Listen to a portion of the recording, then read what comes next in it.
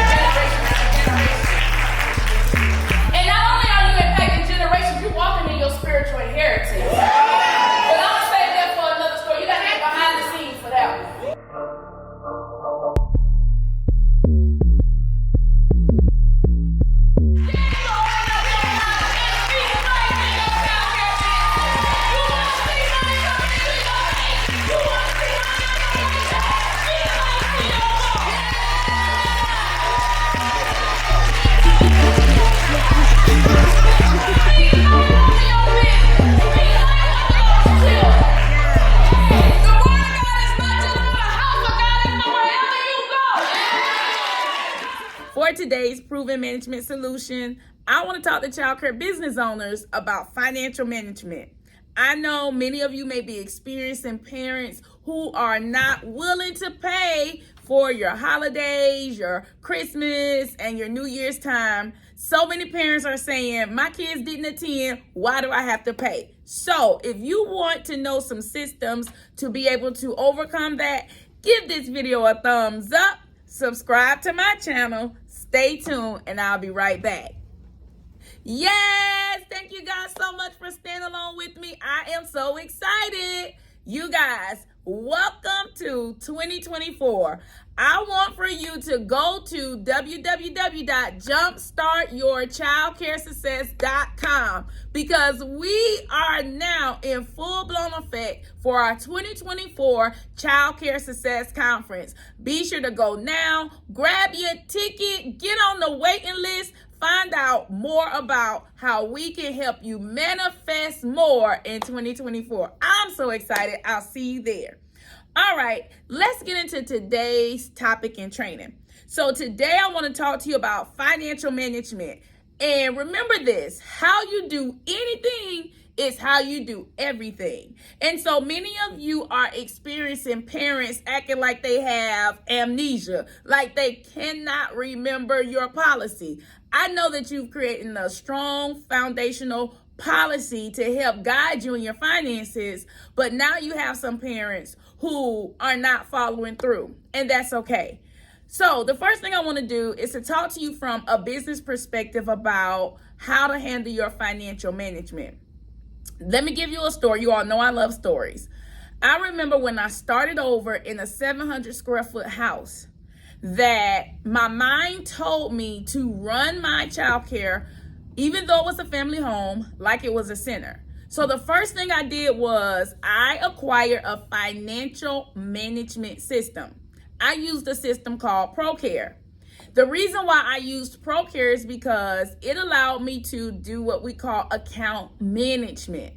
I was able to keep track of my client payments, and I was able to keep track of my client account. Let me tell you, this has saved me thousands of dollars because of me having a system that allows me to keep up with my parent payments. Many of you may use programs like QuickBooks, but I would love for you to really consider using a childcare specific program that will help you better manage your finances. So the second thing I did was follow my gut instinct, set up ProCare, and I began to make changes to my contract.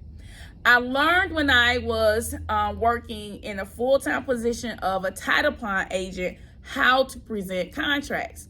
I took that knowledge and wisdom when I opened up my center and I implemented that. And today I'm going to show you a little bit about how to present them. Meanwhile, before we get into presentation, what you have on your contract does matter. So many owners make the first move of starting with the contract when your first move should not start with your contract. Your first move should start with what happens when you have to collect payments from a non-payer. This is the way I begin to think when creating my payment contract. So that is what allowed me to create systems to support my contract, so parents will know my do's, my don'ts, and what happens if. So write that down: my do's, my don'ts, and what happens if. So I went through the process of making sure that my contracts were set up correctly from my collection process, and then ensuring that my contract supported my collection process. Number 2, I always made sure that my contracts was prepped and ready. They never had to come back and sign a contract. They never had to wonder. It was always prepped and ready. I tell my students in the school of systems to always keep no less than 25 child care packets ready and available for quick enrollment. Now, the next thing that I did was I made sure that my contract was not completed without a social security card copy or driver's license copy. The reason being is because my mindset began to shift and change that I am not just a service provider, but I'm also responsible for my payments that enter into my school. I'm responsible for each person that agrees to pay me according to my financial policy. Therefore, if I'm going to do business and have a financial policy, I must be able to know exactly who I'm doing business with. So this is why I collect ID. And then on the other hand, I collect ID so that I'll be able to identify the person that is truly sitting before me is who they say they are. So I collect my social security card and my driver's license so that my contract can truly be in effect. You can contact any collection agency and they'll tell you that in order for them to really support you in your collection process, that identification with a social security or an ID number is critical to your collection process. So be sure to collect that. And then the next portion that I learned about contracts was that never allow a person to make a payment arrangement with you within the first 30 days. The reason being is because you want for that person to acknowledge your payment process and procedure and be willing to follow it. All right, so let's move on throughout the contract. So I have an example contract here that's inside of the School of Systems. I tell my clients all the time that if you don't use it word for word, then make sure that you use the foundation that's included in this contract. In my contract, I have each section with an initial point so that parents can initial that they understand. So now let me take you through the presentation process. When I am presenting parents with the contract, I take the contract out, turn it towards them, and slide it on the desk. I teach my admin team to do the same. And then I read it word for word on what it says. I ask them, do you have any questions? If not, initial here. So every part that is required for the parents to know, there's a section that says parent initial, and there's a section that says director's initial. This is to ensure that my payment policy was discussed with the parent and that my director was clear that they did go through that process with the parent. Then we go through the process of the registration rate being renewed each year, the late payments, how they are impacted by time, how much it would be by time. We go over how payments services are terminated and reinstated. We go into what type of payments we accept. We go into what happens if payments are insufficient. We go into what happens when you try to make a partial payment. We go into what happens if it's persistently late with payments. We go into what happens when there's an ACH withdrawal. We go into what happens if payments were not sufficient during the ACH withdrawal. We go through the withdrawal process. We go through the payments are due whether or not your child attends. We go through what is required if you have child care assistance. We go through what is required if there is a 2-parent household. We are clear in our contract that whoever initiates the enrollment, Whoever signs the registration packet and whoever signs the contract is the individual that is financially responsible for the payment. And then we go through, we have parents sign, date, add their city, their address, their social security, their driver's license number, and my director signs and includes a copy. I include all of this content and information verbally and in writing. I include it in their handbook. And then 2 weeks before we are entering into our season where we understand that it's the holiday and the children will be out and we are closed, we start sending out notices for parents to know in advance that their payments are due. And we also send out notices about the withdrawal policy if parents choose to do so.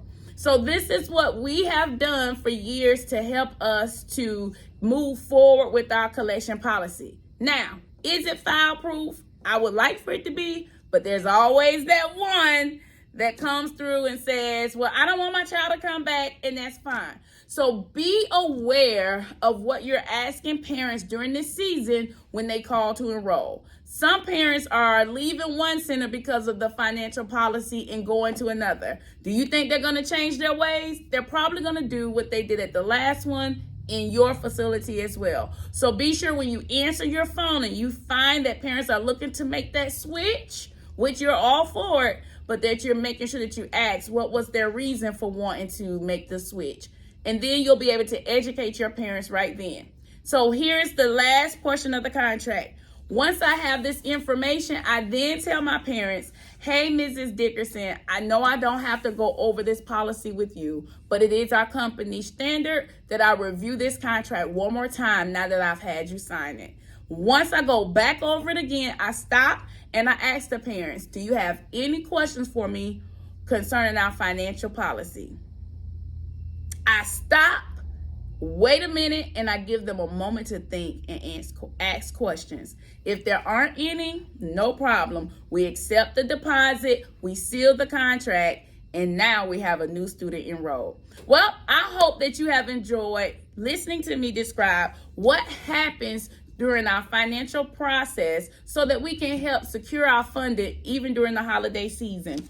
As always, I'm excited about what's going to be happening out on our conference. So be sure to go to jumpstartmychildcaresuccess.com, join the wait list, or grab your ticket. Either or, I want to see you out on tour with me in 2024. This is our year for more.